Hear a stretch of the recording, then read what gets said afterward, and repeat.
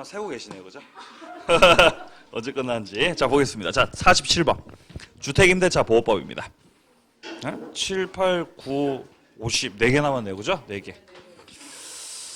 자, 첫 번째 적용 범위입니다. 당연히 주거용 건물에 적용되겠죠. 그리고 그 임대차가 일부 임대차든 전부 임대차든 상관없습니다. 다 적용돼야. 그리고 주거 용도인지는 실제 용도를 가지고 판단해야 되겠죠. 괄호 속에 나와 있듯이. 자, 동그라미 2번. 주택이 미등기 건물이든 무허가 건물이든 상관없습니다. 다 적용되고요. 자, 3번에 나오듯이 미등기 전세에도 적용되죠. 미등기 전세는 물권자가 아니죠. 등기를 안 하셨기 때문에 채권자입니다. 채권자. 그래서 주임법으로 보호가 됩니다. 자, 4번. 일시 사용이 명백한 임대차다. 적용 안 되죠. 5번. 최단 기간은 2년이죠. 그죠? 최단 2년. 자, 뒤로요. 자, D페이지 가보시면 법정갱신이 나와 있습니다. 법정갱신 됐을 때 임대차 존속기간은 자동 2년으로 되죠. 2년. 이때 해지 통고는 임차인만 할 수 있는 거죠. 임대인은 못하죠. 임대인은 2년을 보장해 주셔야 되거든요. 그리고 이때 임차인이 해지 통고하면은 3개월 지나고 끝나죠. 3개월. 자, 대항력 내려갑니다. 주택임대차 보호법에서는 인도 주민등록을 통해서 대항력이 인정되죠. 여기서 인도받았다는 것은 주택에 대한 점유를 말하는 건데 이때 이 점유는 직접 점유도 되겠지만 간접 점유도 가능한 거죠. 그러니까 예를 들면 이런 거죠. 자, 갑이 임대인. 자, 갑이 주택 소유자이면서 임대인. 자, 그리고 을이 주택 임차인일 때. 임차인이 대항력 가지려면은 인도받고 주민등록을 하셔야 된다는 건데 얘가 직접 점유를 해도 되지만 어떻게 점유해도 된다고요? 간접으로. 만약에 전차인이 있다면 전대차 계약이 있다면 전대차. 그럼 이 경우는 이 전차인이 목적물을 인도받고 주민등록을 하면 전차인이 대항력을 취득하는 것이 아니라 누가 대항력을? 임차인이 대항력 가지죠. 맞나요? 네, 전차인이 인도 주민등록을 하면요. 전차인이 대항력 가지는 게 아니에요. 임차인이 대항력 같습니다. 임차인이. 임차인에게 대항력이 인정된다 이 말이에요. 그러니까 반대로 이렇게도 생각을 해볼 수 있는 거죠. 전대차가 있다면 전차인이 들어와 있다면 임차인의 대항력 취득을 위해서는 임차인의 인도 주민등록으로는 안 된다. 전차인의 인도 주민등록이 있어야 된다. 그래야 임차인이 대항력을 가지죠. 그럼 이때 임차인의 대항력은 임차인들이 직접 점유하고 있어요? 간접 점유하고 있어요? 간접 점유하는 거죠. 직접 점유는 전차인 병이하고 있는 거죠. 그러니까 이 경우 이렇게 간접으로 점유하는 형태로도 대항력을 취득, 유지할 수 있다. 이렇게 볼 수 있겠죠. 간접 점유로도. 자, 내려가서 동그라미 3번이요. 주민등록은 대항력 발생 요건이면서도 존속 요건입니다. 그러니까 대항력을 유지하기 위해서도 주민등록을 유지하고 있어야 됩니다. 자, 4번입니다. 주민등록은요. 임차인 본인뿐만 아니라 가족의 주민등록도 다 포함되죠. 5번. 주민등록 신고할 때, 전입신고할 때 도달한 때가 아니라 담당 공무원께서 수리했을 때 주민등록 효력이 있습니다. 6번이요. 공동주택, 연립, 다세대, 아파트 이런 것들은 지번뿐만 아니라 동호수까지 정확하게 다 기재해야 주민등록이 된 거죠. 자, 근데 주택 중에서도 다가구용 주택 있죠? 이런 것들은 호수까지는 필요가 없죠. 지번까지만 정확하게 기재하시면 됩니다. 자, 7번 보시면요. 임차인이 직접 점유를 하지 않아도 임대인의 승낙받고 전대차한 거죠. 그리고 전차인이 점유하고 또 전차인 그의 이름으로 주민등록을 했다는 거죠. 그럼 누가 대항력 가진다고요? 임차인이 대항력 취득한다는 거. 이거 헷갈릴 수 있죠. 주의하시고요. 자, 8번 주택 양수인은 임대인의 지위를 승계한 것으로 본다. 이게 바로 대항력의 핵심이죠.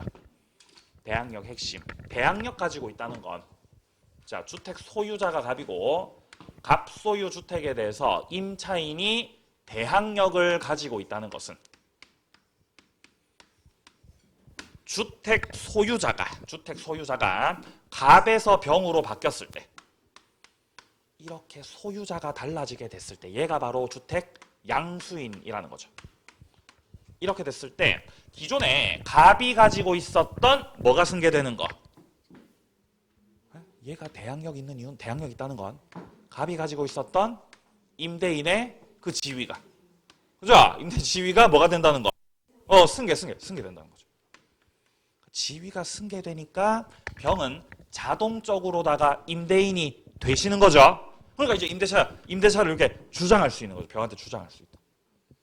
그럼 갑의 보증금 반환 채무도 병한테로 승계가 되는 거죠. 그러니까 원칙적으로는 대항력이 있으면 지위 승계, 채무 승계가 다 되는 거죠. 근데 안 되는 경우도 있죠. 뭐 하시면 안 돼요? 이의제기하면 안 되죠. 내 마음속 주인님은 누구밖에 없다고? 에? 갑 당신밖에 없다고 이의제기하는 거죠. 그럼 이의제기를 하면 그러면 지위 승계 돼야 안 돼요? 그럼 승계 안 돼요. 그러면 승계 안 되고 계속 갑이 임대인이죠. 이의제기하면, 네, 하면. 자, 그래서 8번에서 말하는 건 첫째 줄 오른쪽 종전의 임대인은, 종전 임대인이 누구 말하는 거죠? 갑을 말하는 거, 병을 말하는 거? 갑을 말하는 거죠. 자, 종전 임대인 갑은 임대차 관계에서 이제 벗어납니다. 벗어나서 보증금 반환할 의무는 없고 주택 양수인 병이 보증금 반환의 의무가 있겠죠. 이게 원칙적인 맥락이죠. 지위 승계되는 거. 근데 9번입니다. 임차인이 임대인의 지위 승계를 원하지 않는 경우가 있을 수도 있죠. 이런 경우는 임차인이 이 사실 안때로부터 상당 기간 내로 이의를 제기함으로써 임대차 관계 구속으로부터 벗어날 수 있다. 빠지겠다는 거죠. 이러면은 양도인, 그러니까 갑의 임차인 을에 대한 보증금 반환 채무가 소멸하지 않는다는 것입니다. 둘이서 못 헤어지는 거죠? 갑하고 을의 관계가 유지되는 거죠. 그죠? 내 마음속 주인님은 너밖에 없으니까 승계되지 않습니다. 이러면 자, 내려가서 우선 변제. 자, 우선 변제권 취득을 하려면 대항력 갖춘 상태에서 임대차 계약서에다가 확정일자 받아야죠. 확정일자. 자, 그래서 1번에 대항력권과 확정일자 갖춘 임차인은 주택과 대지의 환가대금에서 우선 변제받을 권리 있다. 자, 주택뿐만 아니라 대지에 대해서도 우선 변제권 행사할 수 있습니다. 대지 환가대금에 대해서도요. 자, 그리고 2번에, 동그라미 2번에 나오는 건 임차인이 강제 경매를 청구할 때 반대 채무 이행을 집행 개시 요건으로 하지 않는다라는 것은 여기서 말하는 반대 채무 이행이 뭐예요? 주택 반환이에요. 네? 주택 뭐라고요? 반환. 그러니까 집을 뭐 하는 거? 집을 비우는 거. 집 비우기죠. 집을 비우는 것이 경매 개시 요건이라고요? 개시 요건 아니라고요? 개시 요건 아니라고요. 그러니까 임차인이 경매를 신청할 때 집을 비워야 된다, 집을 안 비워도 된다. 안 비워도 된단 말이죠, 이 말이. 안 비워도 된다. 3번이요. 우선 변제권은요. 대지 환가 대금에도 미칩니다. 주택뿐만 아니라. 자, 그러니까 건물하고 대지하고 함께 경매되는 경우뿐만 아니라 주택과 별도로 대지만 경매되는 경우에도 우선 변제 받을 수 있어요. 4번. 임차인이 보증금을 수령하려면은 경락인에게 인도시켜 줘야죠. 집을 비워야 보증금을 수령할 수 있다. 자, 내려가서 최우선 변제권. 최우선 변제하고 같은 말은요. 보증금 중 일정액 괄호 속에 있는 거. 자, 그리고 소액 임차인 이런 것들은 최우선 변제권과 같은 말입니다. 자, 근데 최우선 변제권을 취득하기 위해서는 확정일자 필요가 없죠. 뭐만 있으면 되죠? 대항 요건만 있으면 돼요.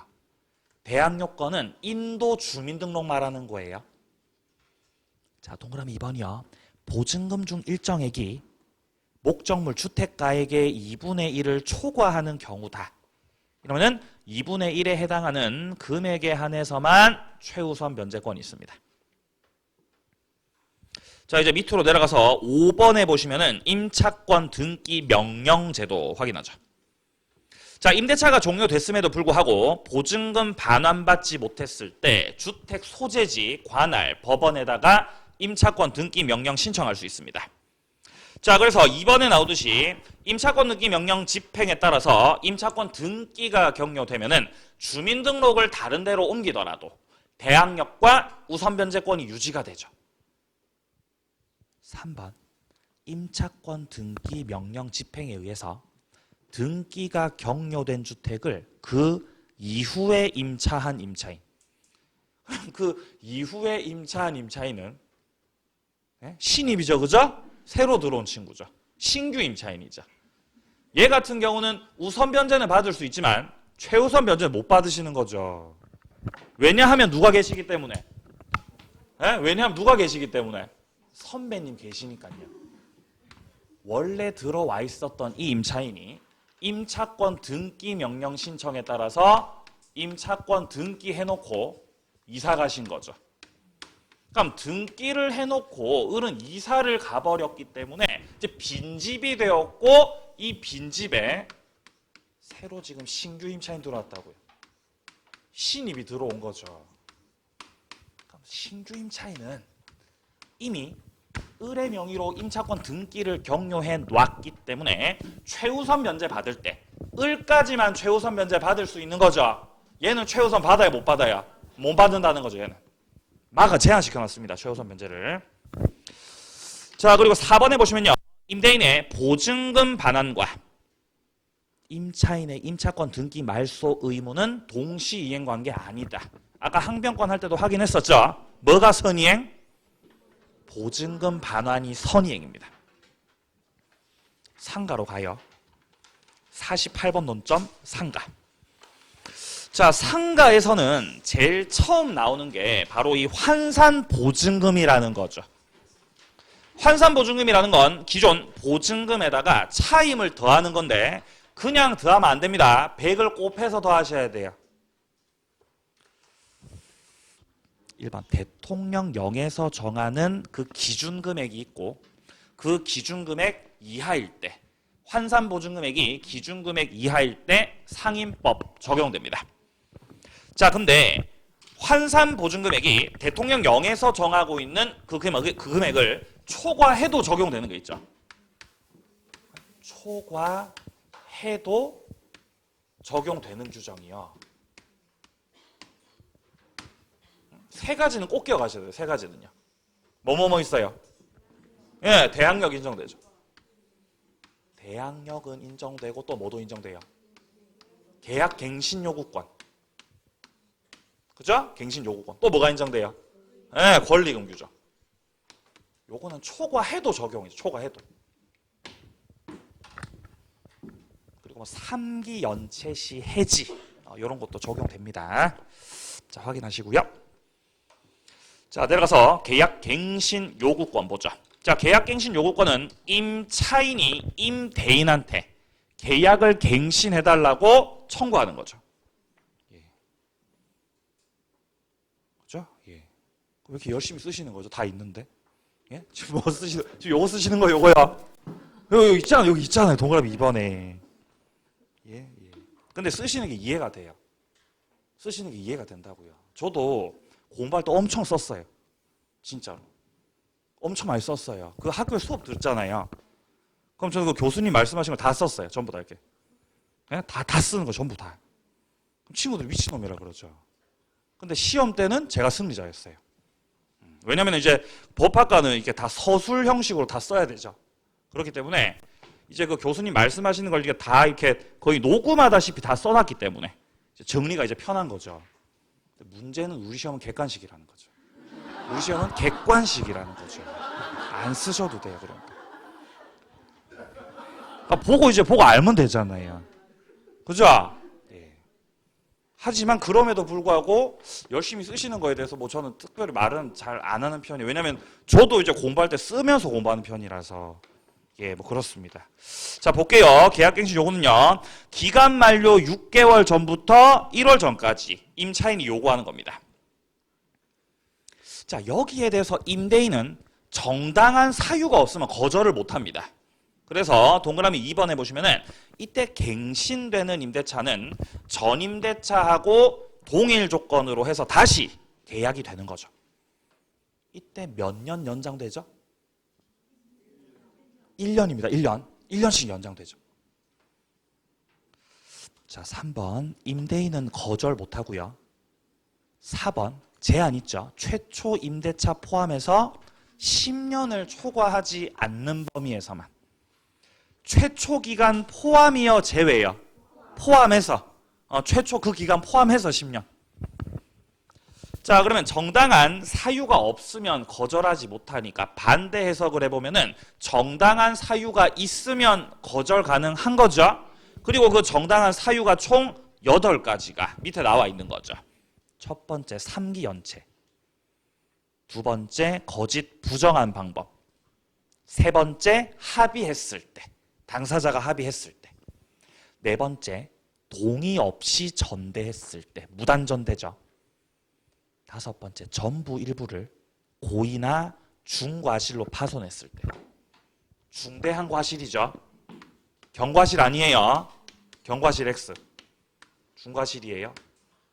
그럼 만약에 지문에서 그냥 과실이라 그래요.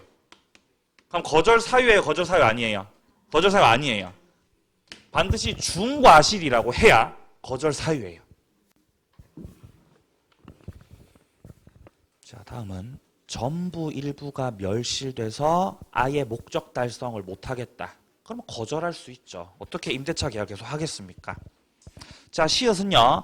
전부 대부분을 철거하거나 재건축하겠다라는 거죠. 점유 회복할 필요가 있을 때. 그리고 마지막은 뭐 기타 사유가 있는 경우입니다. 자, 이제 권리금 규정입니다. 자, 보시면 임대인이 임대차 기간 끝나기 6개월 전부터 종료 시까지 다음 어느 하나에 해당하는 행위를 함으로써 임차인이 주선한 신규 임차인 되려는 그자로부터 권리금 지급받는 걸 방해해서는 안 된다는 거죠. 어떤 게 방해하는 것이냐? 밑에 기역 보시면요. 신규 임차인 되려는 자에게 권리금을 요구한다는 거예요. 지금 누가 요구한다는 거죠? 임대인이요. 네가 받는 게 아닌데, 그죠? 아니면 신규 임차인 되려는 자로부터 권리금을 임대인이 받아 챙기는 거죠. 그러면 기존 임차인이 권리금 받을 수 있는 게 많이 이렇게 줄어들겠죠? 이런 게 방해하고 계시는 거죠. 하지 말라는 거죠, 이런 식으로.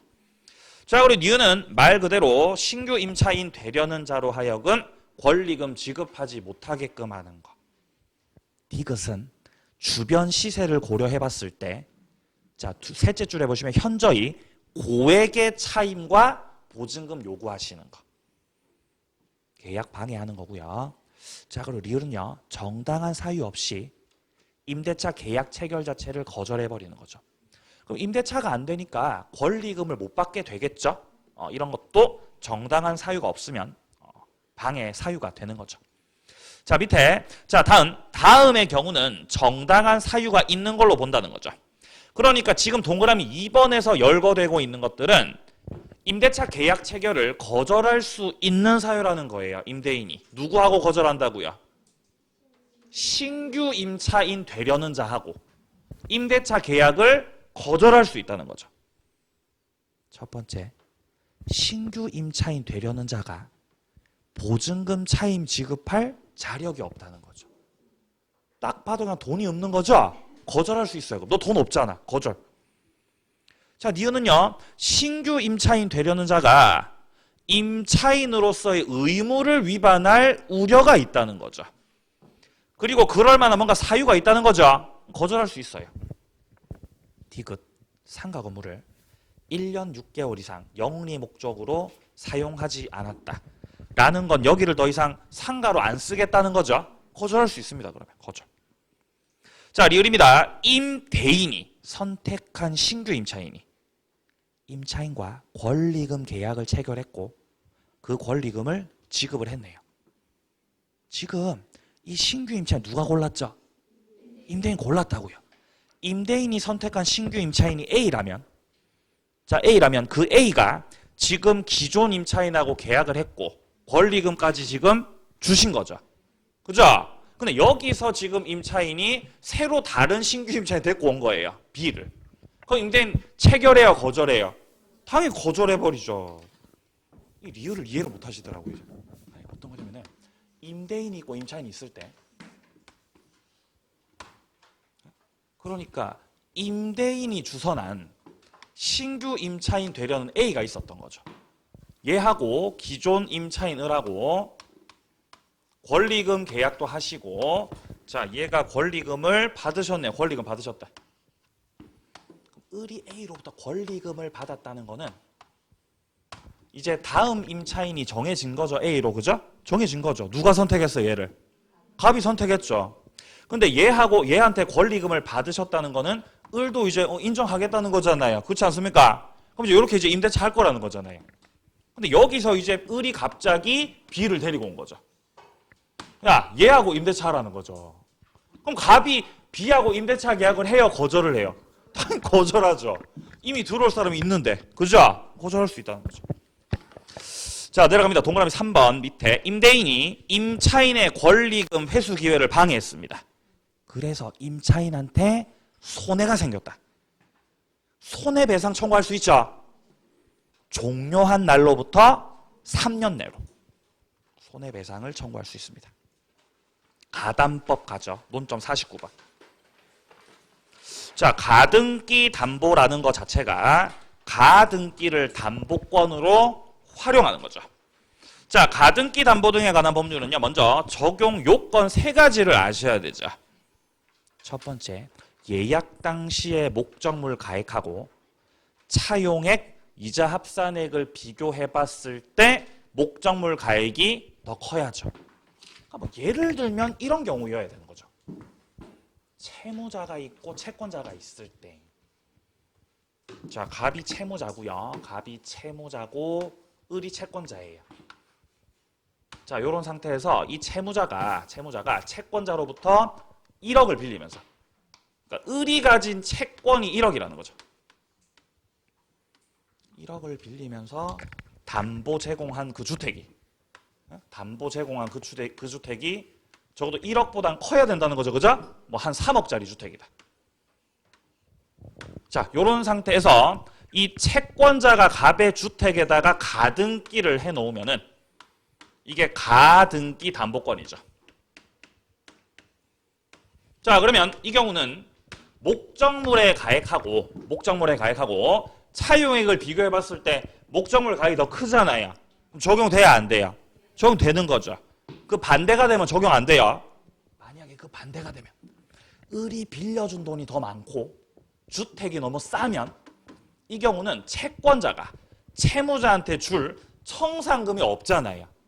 그죠? 청산금 없죠. 만약에 을이 갑한테 빌려준 돈이 3억이고 주택이 1억이면 누가 망했죠? 누가 망하셨죠? 얘가 망했죠. 그럼 여기서는 을이 갑한테 줄 돈이 있습니까? 청산금 줘야 돼? 안 줘도 돼? 청산금 청산금이 없잖아요. 청산금이. 청산금 자체가 없기 때문에 이 경우는 가담법 자체가 적용될 수 없어요.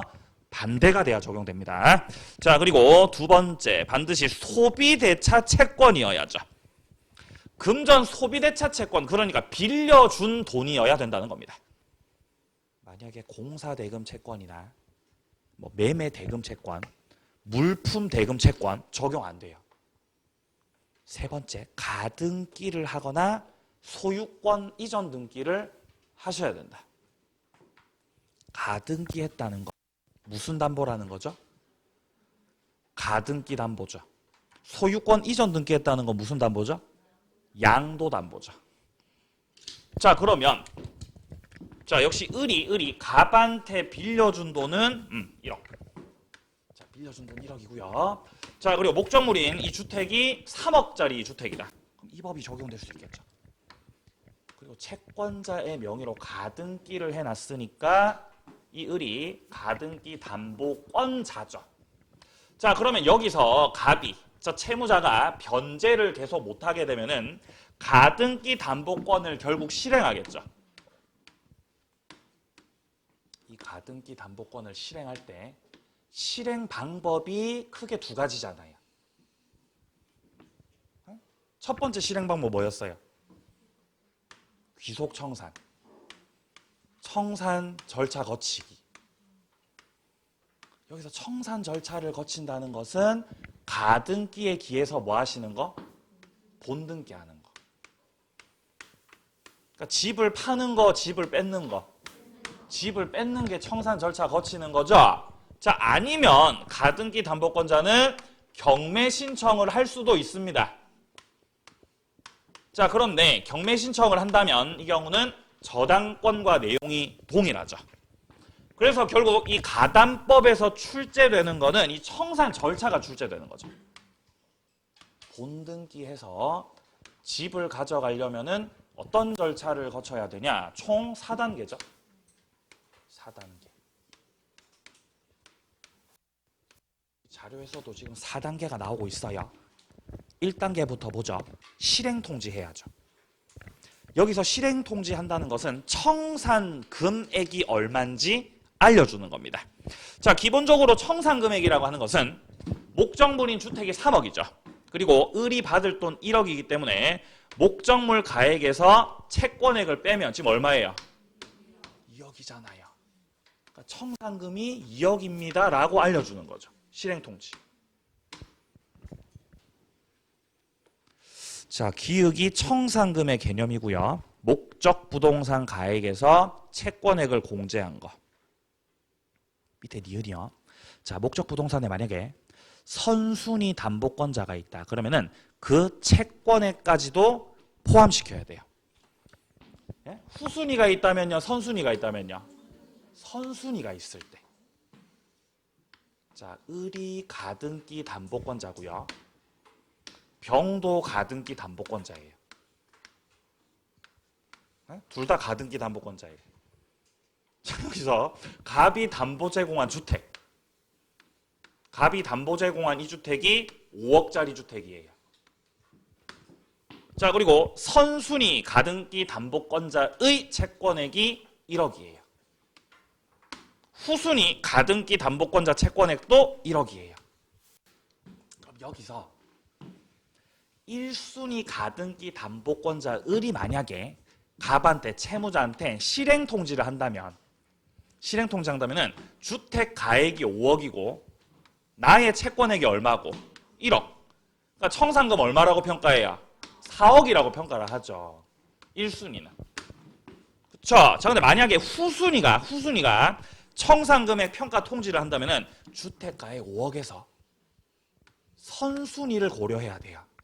을이 받을 돈 1억을 빼고 그리고 내가 받을 돈 1억을 또 빼야 돼요. 그래서 청산금 얼마라고? 3억이라고. 이렇게 한다는 거죠. 그러니까 선순위 담보권자를 고려해야 된다, 고려 안 해도 된다? 고려해야 된다고요. 근데 선순위가 후순위를 고려할 필요는 없어요. 후순위는 무시해도 돼요. 근데 선순위는 고려를 해야 된다는 거죠. 채권액을 고려해서 포함시켜야 됩니다. 자, 그럼 디귿 해보시면 통지의 상대방이죠. 채무자, 물상보증인, 제3취득자. 한 사람이라도 빼먹으면 안 돼요. 전부 다 통지해야 되죠. 리을이요. 청산금이 없다고 인정되는 경우라도 통지는 해야죠. 청산금이 빵원이라도 통지는 하셔야죠. 자, 미음이 좀 어렵죠. 채권자가 나름대로 평가한 그 액수가 객관적 평가에게 미치지 못하고 있죠. 그래도 절차 진행되는데 문제가 있어요, 없어요? 문제가 없죠. 그러니까 제멋대로 평가해도 절차는 진행이 되는 거죠. 자, 왜냐하면 이 가등기 담보권자의 이 청산금액 산정하는 것은 객관적 평가가 아니라 이건 주관적 평가거든요. 주관적 평가여서 제멋대로 평가해도 절차는 진행이 되는 것이다. 자, 비읍이요. 채권자는 그가 통지한 평가액에 대해서 다툴 수 없습니다. 왜냐하면 네가 평가한 거잖아. 근데 네가 왜 다툽니까? 다투면 안 돼요. 그리고 후순위도 다툴 수 없습니다. 채권자는 아무도 못 다퉈요. 자, 그러니까 이 가등기 담보권자가 당연히 청산금을 2억이라고 평가를 하셔야죠. 이게 정상적인 거죠. 근데 이거를 주관적으로 평가하죠. 주관적으로. 청산금 주기 싫어. 그러니까 이건 3억이 아니라 이거 1억이야. 1억으로 평가해버리면은 내가 받을 돈 1억을 빼서 청산금액이 얼마라고? 빵원이라고. 이렇게 통지한다는 거죠. 이런 식으로 통지해도 유효라고 무효라고? 유효라고. 그러면 당연히 후순위에 있었던 다른 담보권자는 뭐 예를 들어 저당권자가 있었다. 불만이 생길 수밖에 없는 거죠. 그럼에도 불구하고 얘는 이 평가 금액에 대해서 다툴 수 있다고 없다고? 다툴 수 없다고요. 불만이 있으면 뭐 하면 되죠? 불만이 있을 때 뭐 하시면 된다? 경매 신청이죠. 청산기간 2개월이죠. 그때 한도에서 경매 신청할 수 있죠. 그래서 2단계가 2개월이잖아요. 청산기간 2개월이요. 니은에 보시면요. 니은에 청산금이 낮게 평가돼서 불만인 후순위 권리자. 네가 이렇게 평가를 하니까 내가 한 푼도 못 받잖아, 이 나쁜 놈아. 불만이 생기죠. 요 불만이 있는 권리자는요. 변제기가 도래하고 있지 않아도 아직 돈 받을 날짜가 되지 않았더라도 청산기간 2개월 내에서 경매를 청구할 수 있죠. 그리고 여기서 경매를 청구해버리면 청산 절차가 다 중단돼 버리죠. 경매로 가게 됩니다. 경매로. 그럼 경매로 가게 되면은 이 가등기 담보권은 뭐랑 똑같아진다고? 저당권하고 똑같아져요. 그럼 목적물이 경매 들어가면 이제 객관적으로 평가를 하게 되고, 그러면 1순위로 우선 변제 받고 2순위로 돈 받고 그러고 이제 끝내는 거예요. 경매 신청을 하면 그렇게 만들 수 있습니다. 자, 3단계가 이제 청산금의 지급이겠죠. 채권자 측에서 청산금을 지급을 하고 이제 사용수익권은 채권자한테 귀속이 되겠습니다. 청산금을 지급했다는 건 채권자가 아직 소유권 취득한 건 아니죠. 맞습니까? 그럼 돈만 주는 거죠. 근데 아직 소유권 취득은 못했지만 청산금을 줬다는 거는 마치 매수자가 대금 지급 다 한 거나 마찬가지잖아요. 그러니까 그 사용 수익권이 채권자한테 귀속된다는 거예요. 과실이 채권자한테 귀속된다는 거예요. 좀 제발 이해되세요? 힘내세요. 좀. 힘내세요. 네. 자, 우리가 매매에서 매도인이 있고 매수인이 있을 때, 이렇게 매매일 때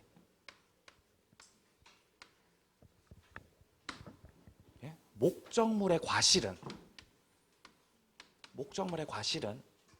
인도 전이라면은 누구한테 귀속이 되죠? 임대인이 아니라 저 매도인이죠, 그죠? 매도인한테 귀속되죠. 그죠? 사용수익권.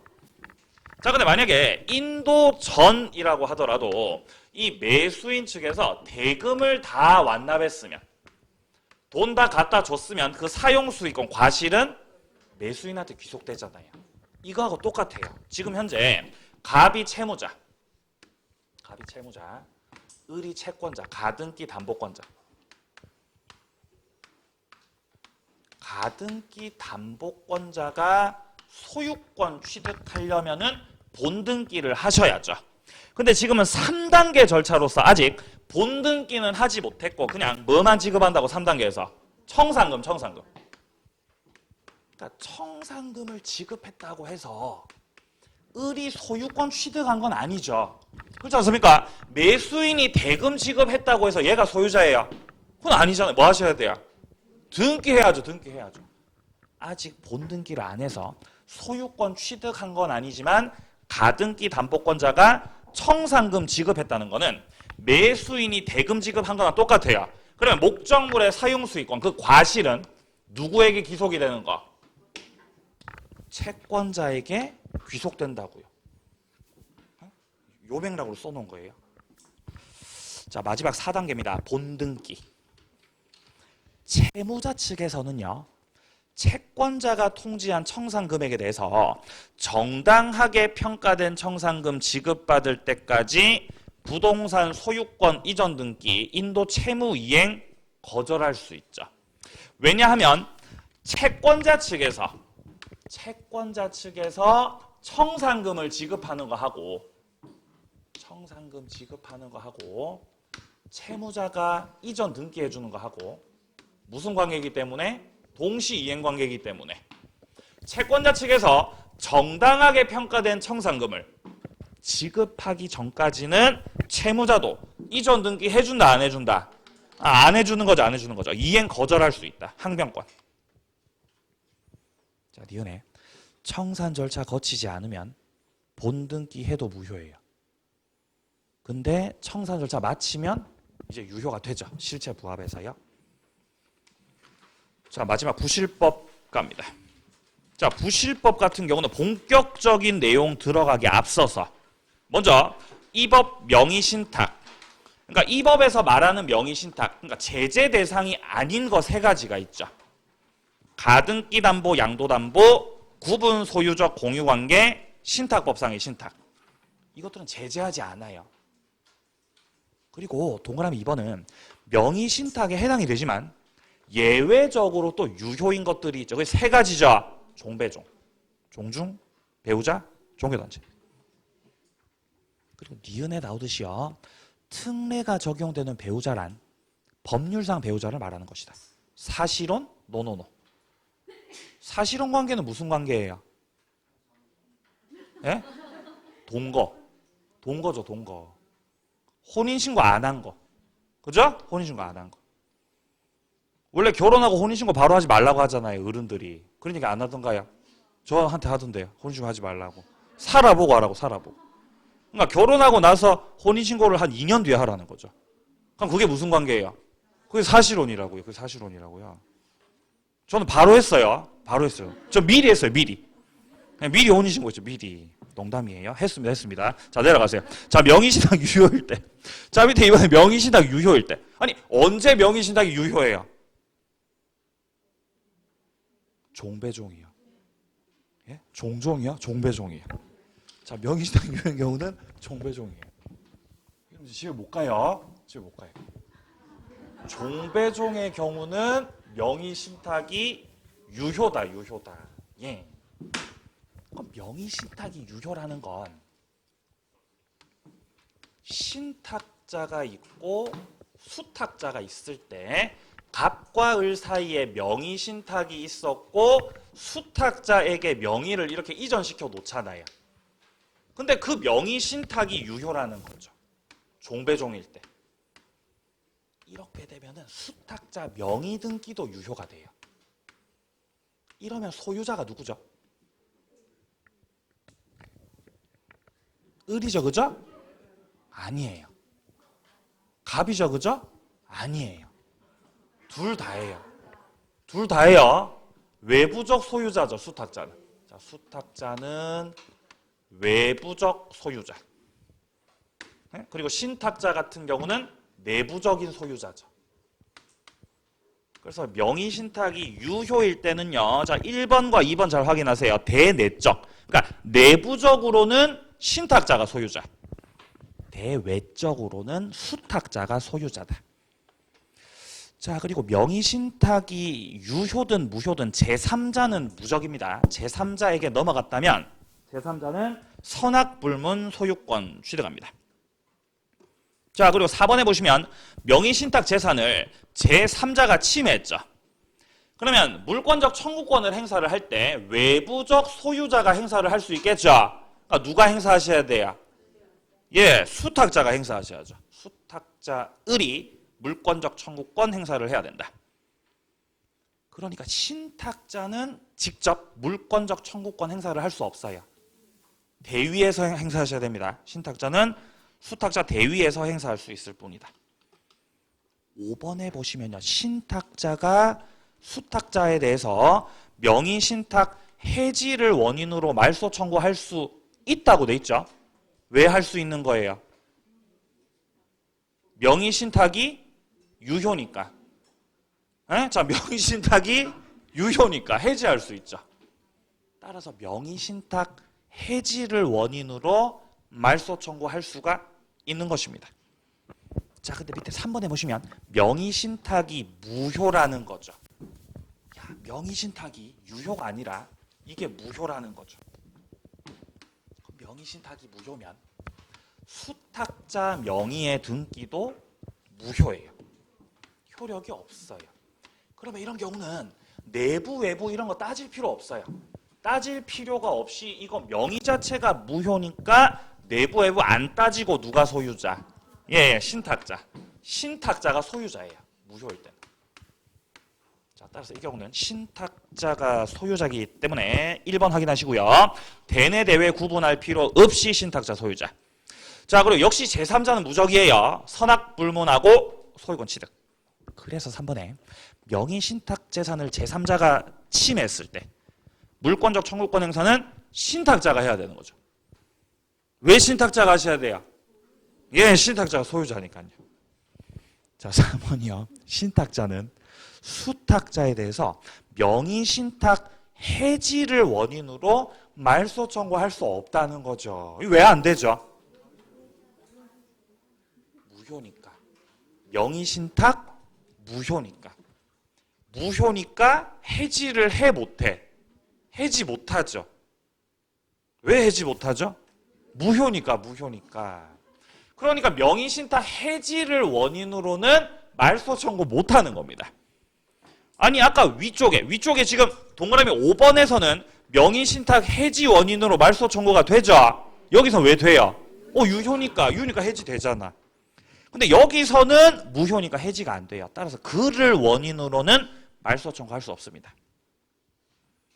자, 다만 소유권에 기해서 말소 청구하거나 진정 명의 회복을 원인으로 이전 등기 청구하거나 그런 건 당연히 할 수 있죠. 신탁자가 소유자이기 때문입니다. 자, 밑에 이제 4번하고 5번에서 나오는 게 중간 생략형 명의신탁하고 위임형 명의신탁이죠. 주로 이제 여기서 출제가 되죠. 이건 이제 3명이서 하는 거죠. 3명이서 하는 거. 중간 생략형 명의신탁하고 그다음에 위임형 명의신탁하고 이것들을 구별할 때 뭐 가지고 구별하셔야 되냐면요. 이 중간 생략형 명의신탁은 신탁자가 매수인이에요. 누가 매수인? 신탁자가 매수인. 중간 생략형. 자, 그리고 밑에 5번에 위임형 명의신탁 있죠. 여기는 수탁자가 매수인. 중간 생략형이라는 건 매도인이 있고 매도인으로부터 부동산을 매수하는 갑이 있습니다. 얘가 매수자죠. 근데 이 갑이요. 병하고 매매 계약을 하면서 병한테 부탁을 하는 거예요. 선생님, 저한테 등기 이전 등기 해주지 마시고 제가 을하고 명의신탁을 했거든요. 자, 을하고 제가 명의신탁을 했으니까 제가 신탁자고요. 을이 수탁자입니다. 자, 그러니까 나한테 이전 등기 해주지 말고 내가 지정한 을에게 직접 이전 등기를 해달라는 거죠. 자, 이렇게 갑을 거치지 않고 바로 수탁자에게 등기 명의가 경료되었다. 이러면은 중간 생략형 명의신탁입니다. 자, 그러면 중간 생략형 명의신탁에서 명의신탁은 당연히 유효해요, 무효해요? 무효죠. 아니 근데 명의신탁은 왜 무효죠? 에? 여기 미음으로 시작하니까. 그죠? 여기 미음으로 시작하니까 무효죠. 무효죠. 종배종이라는 말이 안 나오면 그냥 다 무효죠. 무효. 자, 그럼 명의신탁 무효고 이 경우는 갑이 병한테 부탁했고 병도 그 부탁을 들어준 거죠. 매도인도 가담했습니다. 등기도 무효죠. 따라서 물권 변동은 되지 않았고 여전히 누가 소유자? 병이 소유자죠. 물권 변동이 되지 않았다. 자, 그래서 소유자 병은 이 수탁자 명의 등기 요거에 대해서 말소하라고 청구를 할 수 있는 거 없는 거? 할 수 있는 거죠. 아니 을한테 이전 등기를 병이 해줬는데 병이 왜 말소 청구합니까? 나중에 이제 수가 틀릴 수 있거든요. 여기서 말소 청구할 수 있다는 거는 병이 소유자인지 아닌지 그걸 아는지 모르냐 물어보는 거죠. 자, 그러면 을 상대로 말소 청구는 병이 할 수 있지만 자, 신탁자는 수탁자를 상대로 해서 말소하라고 청구 할 수 있어요, 없어요? 못하죠. 왜냐하면 신탁자는 소유자가 아니거든요. 자, 그래서 갑이 부동산을 취득하고 싶으면은 직접 말소 청구하지 말고 병을 뭐 해서 대위죠. 병을 대위해서 요렇게 말소 청구하셔야죠. 그죠? 대위 말소 청구는 할 수 있다. 자, 그러면 대위해서 말소 청구하면은 이 등기가 말소되죠. 그리고 등기 명의가 병한테 돌아가겠죠. 그럼 갑이 이제 병한테 이제 이전 등기 청구하는 거죠. 자, 이렇게 갑이 병을 대위할 수 있는 이유는 매매가 유효기 때문이에요. 매매가 유효여서 대위할 수 있어요.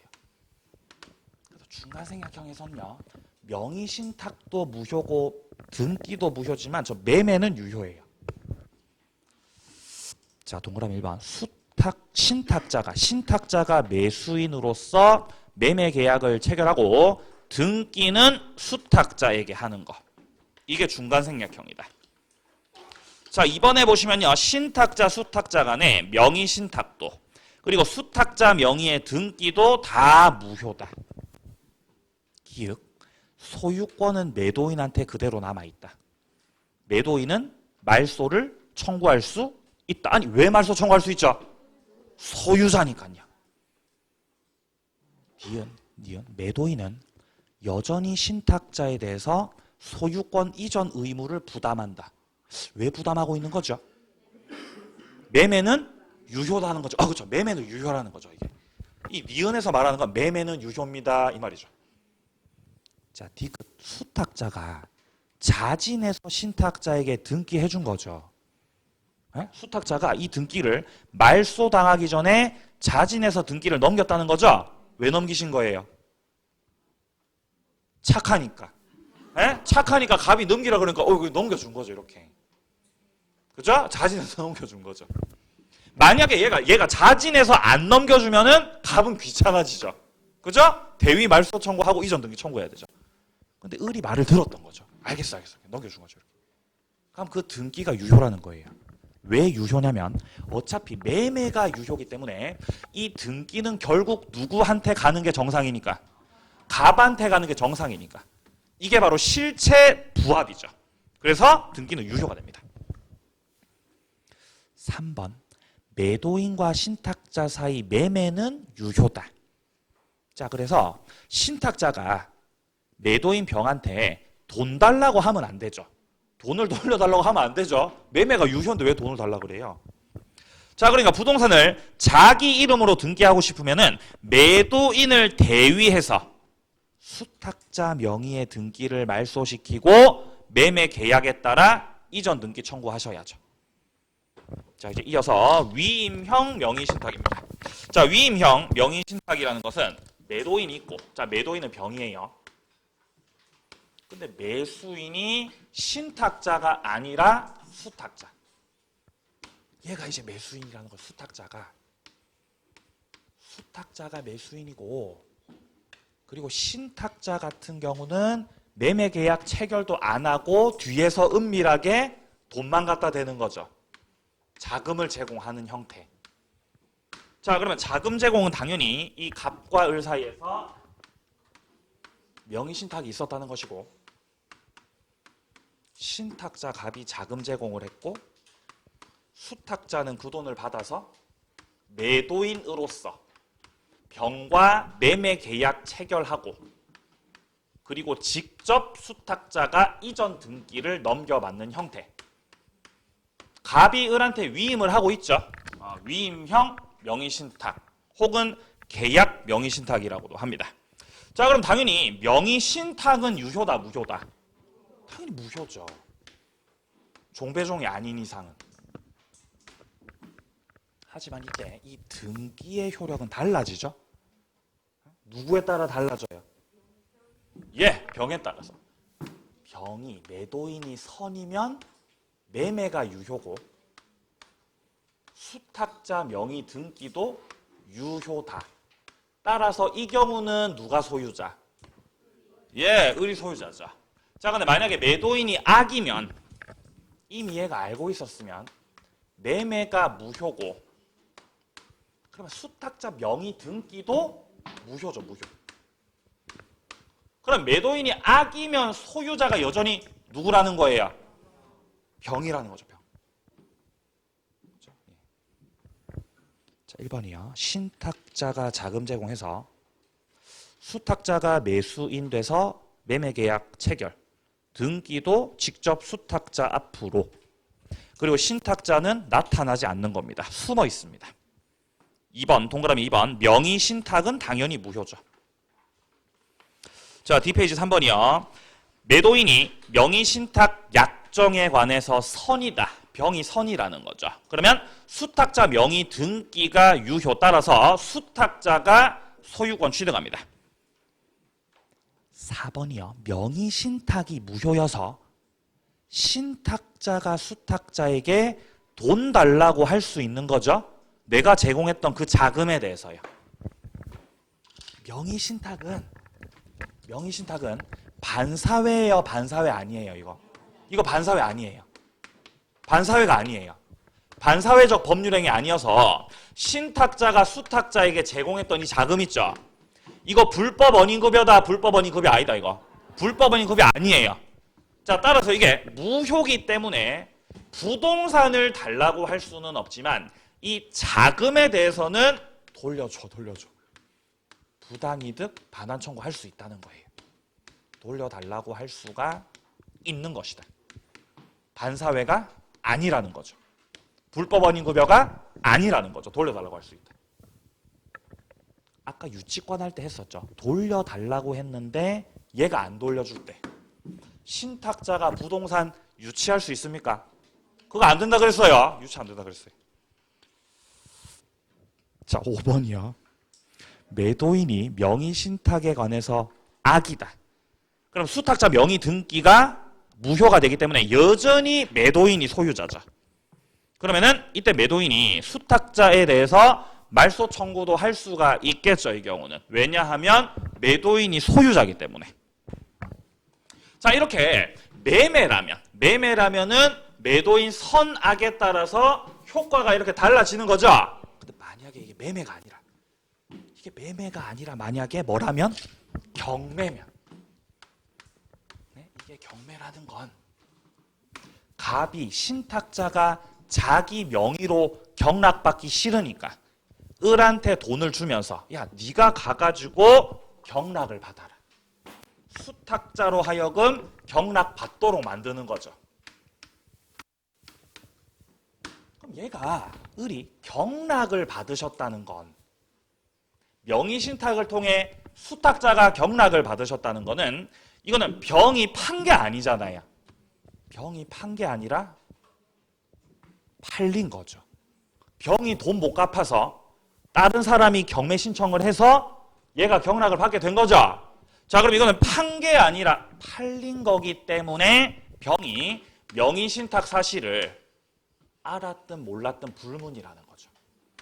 경매의 경우는 이 병의 선악을 따지지 않고 이 등기가 유효다, 무효다, 이거 유효가 되는 거죠. 경매의 경우는 선악을 따지지 않아요. 그게 6번이에요. 경매는 매도인병의 선과 관계없이 등기가 유효다. 유효. 자, 여기까지 해서 다 마무리를 하도록 하겠습니다. 내일 모의고사죠? 잘 치시고요. 예. 오늘 너무 많이 힘드셨겠지만 오늘 했던 것들이 다 이제 정리가 돼서 다 이제 시험 때도 적용이 잘 되셨으면 좋겠습니다. 자, 우리는 그러면 이제 내일 모레 또 건강한 모습으로 만나도록 하겠습니다. 수고하셨습니다.